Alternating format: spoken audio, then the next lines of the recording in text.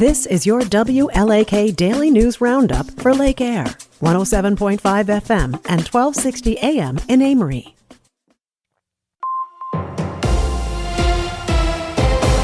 Civic Media News, I'm Terry Bell. Here's what Wisconsin needs to know.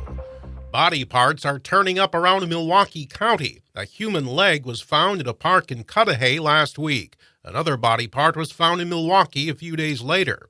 The family of a missing teenager says it wants answers. Authorities can't confirm a connection, but they have brought in someone for questioning.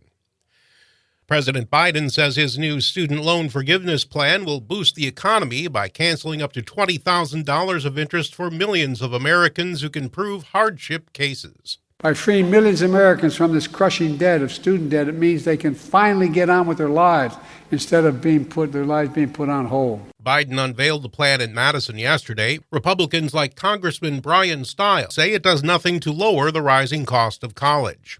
The burden needs to be on administrators to control the cost of the educational product in the first place. This is why this program is proposed by the president is so frustrating.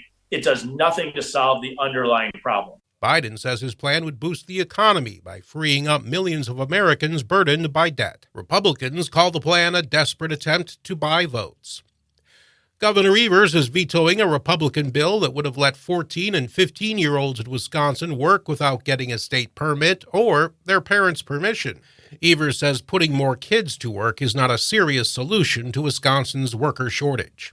Wisconsin's longest-serving state senator is calling it quits. Republican Rob Coles of Green Bay says he'll retire instead of run for re-election now that his newly redrawn district is more favorable to Democrats. Coles is 73 years old. He was first elected to the Senate in 1987 after 4 years in the Assembly. Spring planting is in full swing, and state troopers are reminding drivers to be safe and share the road. The State Patrol says you should scan the road ahead and be ready to slow down when you see slow-moving farm vehicles. State troopers count more than 2,000 crashes involving farm vehicles in Wisconsin in the last 5 years.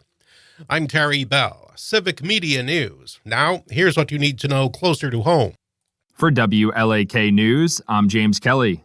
Duluth residents attended a city council meeting on Monday to share their disappointment in the failed ceasefire resolution vote. During the public comment section of the meeting, many residents criticized the 5 councilors who voted against the resolution, with one calling them unhinged in their indefensible position against peace. The main topic for Monday's meeting was the awarding of a contract to a Carleton company to make street repairs in the area, but that decision was postponed to April 22nd.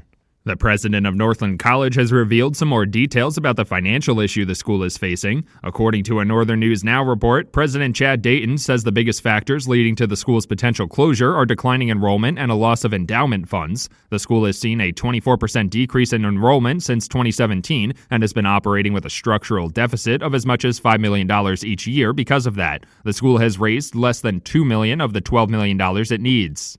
A Duluth resident was taken to the hospital following an apartment fire downtown. According to the Duluth Fire Department, crews were dispatched to the downtown fire around 6:30 on Sunday night. They arrived to find the fire on the first floor of the West 3rd Street structure and called a second alarm just in case the high winds caused the fire to spread.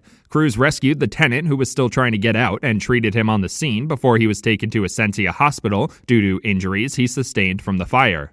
The Duluth Fire Department made a bit of history recently. According to a Northern News Now report, the department has hired the first ever K-9 in its history and the only K-9 working with a fire department in the state of Minnesota. The 2-year-old yellow lab named Jack is reportedly trained to sniff out ignitable liquids that can show fire investigators that a particular fire may be a case of arson. Jack has officially been on the job for a little over a week and has investigated 3 fire scenes with the Duluth department. Memorial Blood Centers has announced a blood emergency as donations begin to run dry. According to healthcare officials, school breaks and weather complications have been major factors in the shortage of donations, in addition to a general decrease in first-time blood donors over the past few years. Officials say the blood type they desperately need is type O negative, the universal donor, which is the most often type used in emergency blood transfusions. Memorial Blood Centers is calling on the community to help. The city of Duluth is hosting public meetings regarding the water service lines in the Lincoln Park and Gary neighborhoods. According to a Fox 21 report, the city is hoping for community input on upcoming projects to replace the lead water service lines in the neighborhoods. The first meeting will be held at the Harrison Community Center at 6 p.m. on Monday night, and the second meeting will be held at the GND Rec Center at 6 p.m. on Tuesday night. The lead pipe replacements will affect nearly 350 homes in the area. After a study named Duluth as the loneliest city in Minnesota, organizers held a speed friending event at a local cafe. According to a Northern News Now report, the Dovetail Cafe and Marketplace played host to the play on speed dating, giving Duluth residents a chance to meet all kinds of new people and get to know their community a little bit better in a short amount of time. Hadrian de Mayorbius, the organizer of the event, says the hope is to hold a similar event every month to get more people active in the community. Another business in Duluth's Lincoln Park neighborhood has announced it will be closing. According to a Fox 21 report, Little Nietzsche's on West Superior Street in Lincoln Park has announced it will close next month. The owner of the store and play place for toddlers was reportedly looking for a new owner when she found out her rent would double in 2025, but was unable to find somebody to take on the higher rent prices. It has been located in the Enger Lofts building since October 2021. It will close on May 19th. And that's what you need to know. For WLAK News, I'm James Kelly. It's the Bucks and the Celtics. Hi, I'm Mike Clemens with sports. This one's been circled on the schedule for months. The Bucks hosting the number one seed in the conference, the Celtics, tonight at Fiserv Forum. The Bucks trying to snap that 4-game losing streak at home and overcome injuries, like Chris Middleton having a tooth knocked out Sunday night against the Knicks. Doc Rivers. And Chris, was great to begin in the game. He was absolutely fantastic. You just feel bad for him. The guy can't catch a break, What's the odds of you getting you're going to a game. Okay, tonight it'll be my tooth getting knocked out. It's just, he's having one of those seasons. Just tough luck. Baseball, the Brewers taking on the Reds again in Cincinnati after losing the opener last night, 10-8. Milwaukee committing 4 errors. There's a million things we could have done better. But it's part of it. It's part of it. You don't always play great defense. This was a draining game, but we battled back, and there's a lot to be proud of. That's Brewers manager Pat Murphy. With sports, I'm Mike Clemens. On your entertainment beat, I'm Pete Schwaba.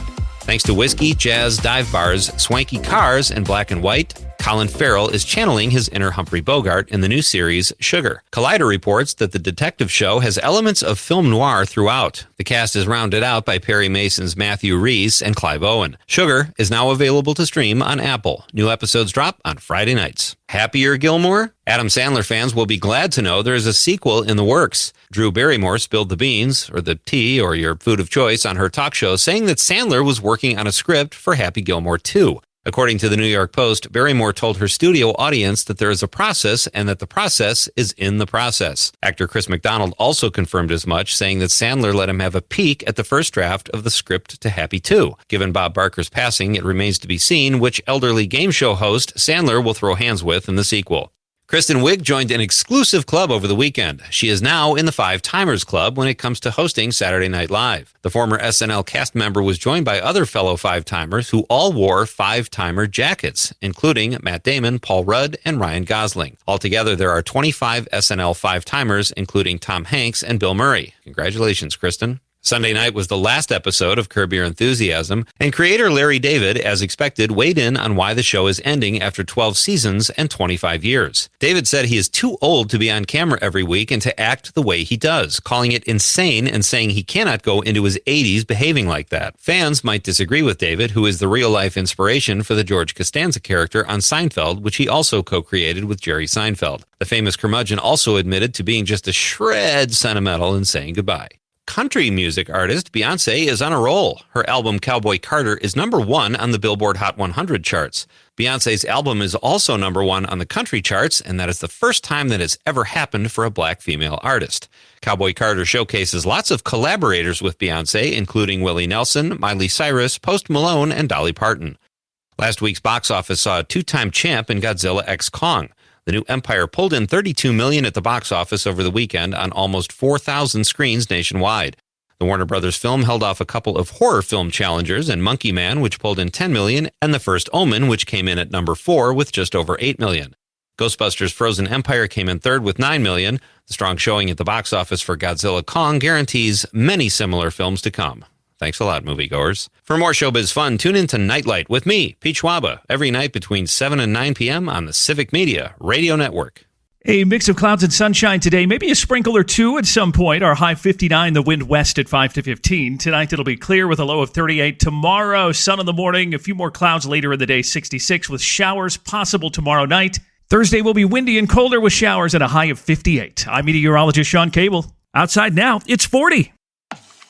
That's your WLAK Daily News Roundup from Civic Media. Subscribe to this podcast on Spotify, Apple, or wherever you find your podcasts. Find more news at lakeair.radio.